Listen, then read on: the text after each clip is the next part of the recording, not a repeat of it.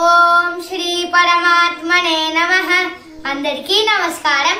ఈ రోజు శ్రీమద్ భగవద్గీతలోని చతుర్థోధ్యాయమైన జ్ఞానకర్మ సన్యాస యోగములోని 33వ శ్లోకము.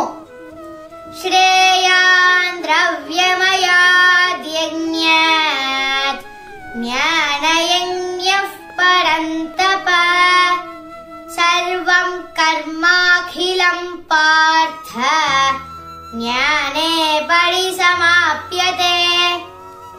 భావం: శ్రీకృష్ణుడు అర్జునుడితో ఇలా పలికెను: ఓ శత్రువులను లోబర్చుకునేవాడా, యాంత్రికముగా ద్రవ్యముతో చేసే యజ్ఞము కన్నా జ్ఞానముతో చేసే యజ్ఞము ఎంతో శ్రేష్టమైనది. ఏదేమైనా ఓ పార్థ, అన్ని యజ్ఞ కర్మలు జ్ఞానమునందే పరిసమాప్తమగును. 34వ శ్లోకము. తద్విద్ధి ప్రణిపాతేన పరిప్రశ్నేన సేవయా ఉపదేక్ష్యంతి తే జ్ఞానం జ్ఞానినస్తత్వదర్శినః. భావం: శ్రీకృష్ణుడు ఇంకా అర్జునుడితో ఇలా పలికెను: ఒక ఆధ్యాత్మిక గురువును చేరి పరమ సత్యమును నేర్చుకొను. వినయంతో ఆయనను ప్రశ్నలు అడుగుతూ ఆయనకు సేవ చేయు.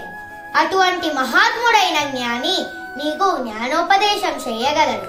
ఎందుకంటే ఆయన స్వయంగా యథార్థమును దర్శించినవాడు.